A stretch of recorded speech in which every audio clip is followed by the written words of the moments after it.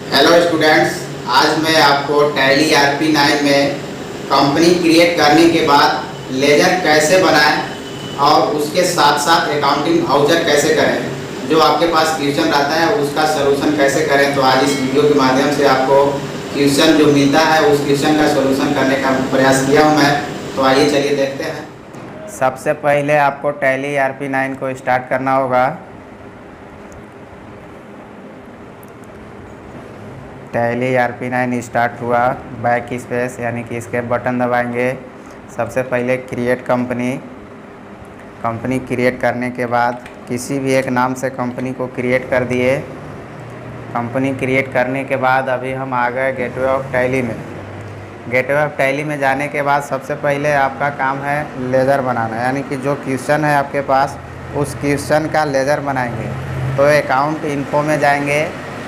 Account info में जाने के बाद लेजर क्रिएट, और इसमें आपका सबसे फर्स्ट क्वेश्चन है लेजर बनाने के लिए कैश रिसीव फ्रॉम आलोक 700, यानी कि जो भी नेम रहता है तो उस नेम से आप क्या करते हैं, लेजर बनाते हैं। आलोक लिख दिए।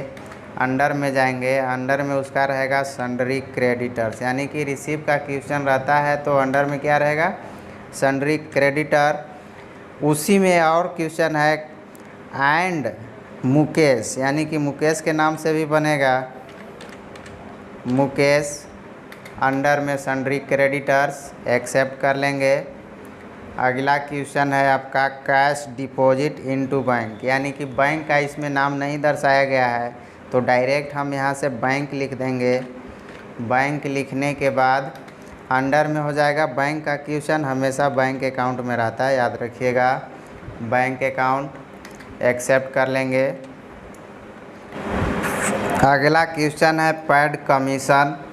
तो पैड कमीशन का क्वेश्चन है तो कमीशन यहाँ पे हो जाएगा, कमीशन लिख लेंगे। इसके बाद अंडर में रहेगा उसका इनडायरेक्ट एक्सपेंसेज, यहाँ से चुन लेंगे इनडायरेक्ट एक्सपेंसेज। पेमेंट का क्वेश्चन है इनडायरेक्ट एक्सपेंसेज, एक्सेप्ट कर लेंगे।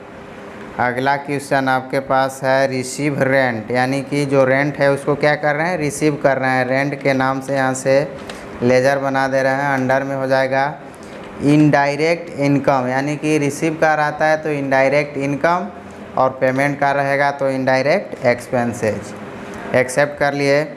अगला क्वेश्चन है कैश पैड टू हरी, यानी कि पैड कर रहे हैं हरी को 1200, यानी कि हरी के नाम से क्वेश्चन बनेगा। हरी लिख दिए। अंडर में रहेगा sundry debtors, sundry debtors accept कर लेंगे। उसी में है एंड मीरा, यानी कि मीरा के नाम से भी है, पेमेंट का ही, सन्ड्री डेबिटर्स एक्सेप्ट कर लेंगे।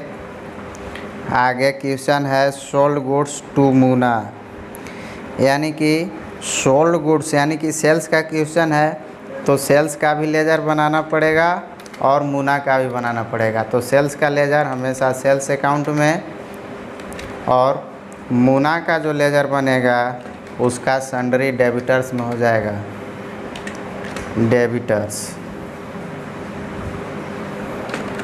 Sundry debtors. अगला क्वेश्चन है परचेज गुड्स इन कैश, यानी कि परचेज का क्वेश्चन है तो परचेज का लेजर बनाना पड़ेगा। परचेज का लेजर हमेशा परचेज अकाउंट में, एक्सेप्ट। आगे क्वेश्चन है purchase goods on credit 650 from Rahul, यानी कि क्रेडिट का क्वेश्चन है। परचेज का तो लेजर बन चुका है लेकिन आपका राहुल का लेजर बनाना पड़ेगा, तो राहुल लिख देंगे यहाँ से। अंडर में हो जाएगा सन्ड्री क्रेडिटर्स, एक्सेप्ट कर लेंगे।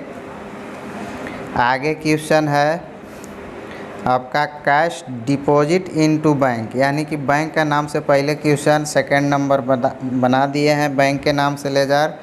अगला क्वेश्चन है sold goods in cash, sale का भी लेजर बन चुका है।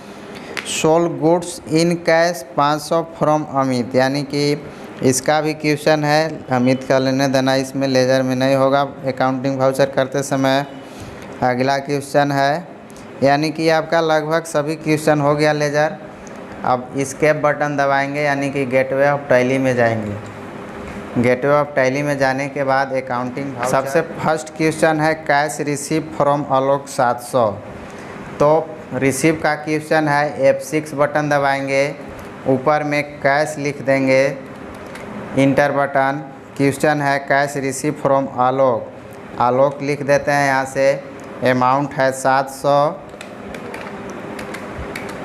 एक्सेप्ट। इसके बाद एंड मुकेश, यानी कि उसी में एंड मुकेश 800, तो मुकेश को भी उसी में ऐड कर देते हैं, मुकेश अमाउंट 800,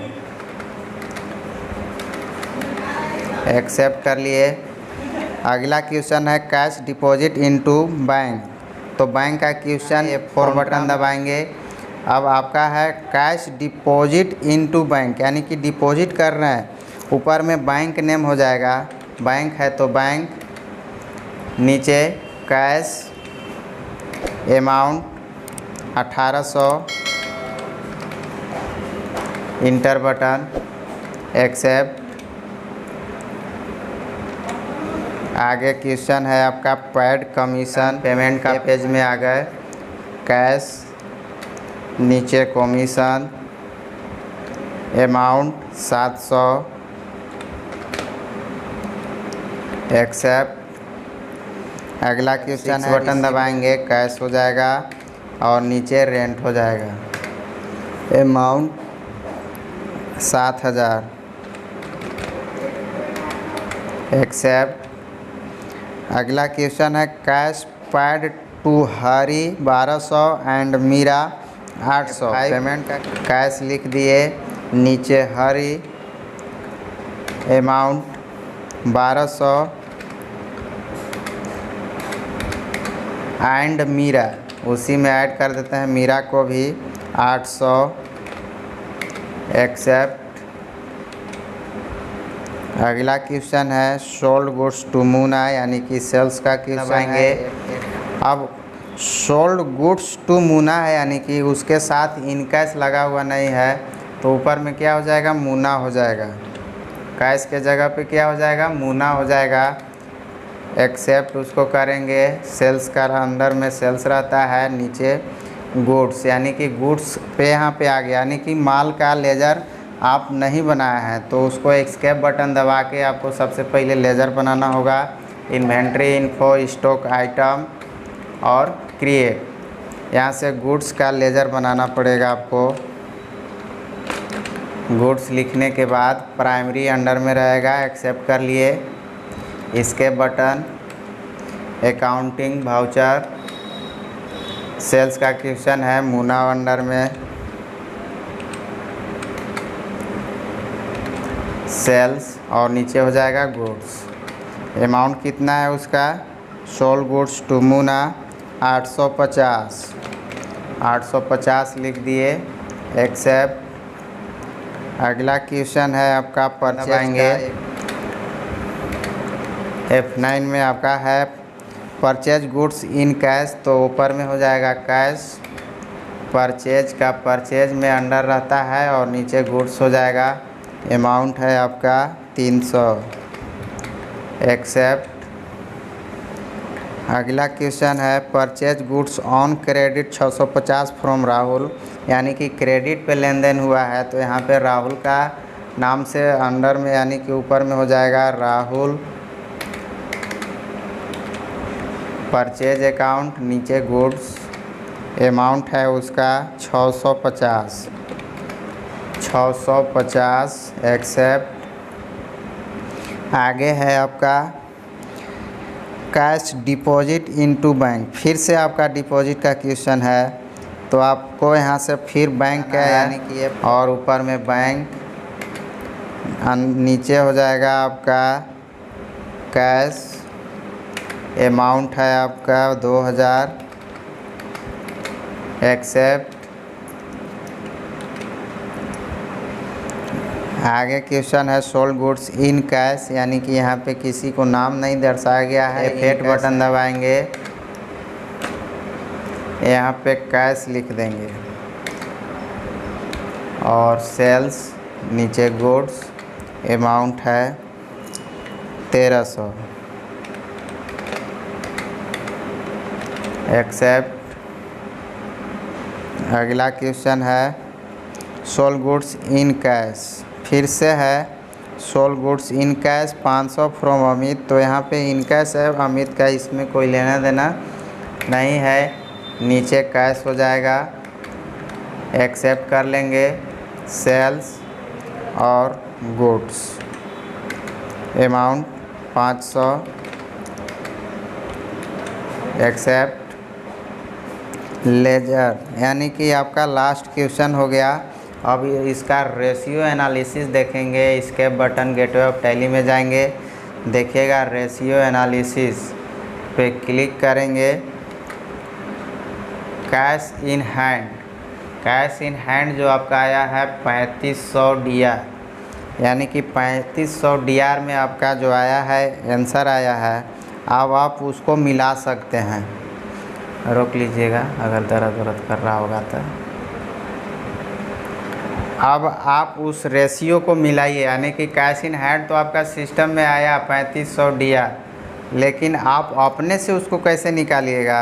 एन करना है। क्या करना है? कंट्रोल प्लस एन करेंगे और उसमें देखेंगे, यानी कि आपका जो क्वेश्चन है first question cash receive from Alok, यानी कि रिसीव कर रहे हैं। प्लस का क्वेश्चन है, आलोक का 700 है और मुकेश का 800, प्लस में कर देंगे, यानी कि 8 7 1500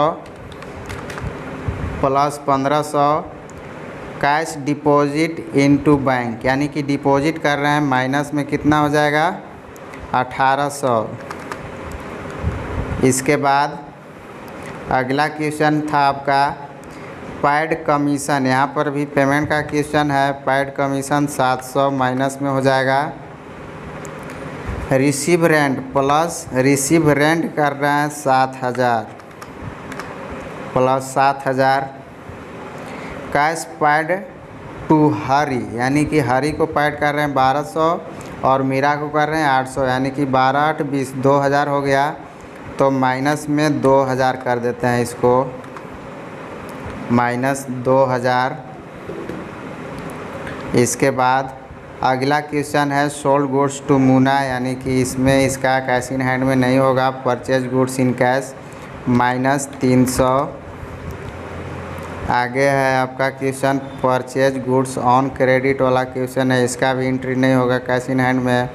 कैश डिपॉजिट कर रहे हैं बैंक को 2000, यानी कि माइनस में कितना हो जाएगा? 2000।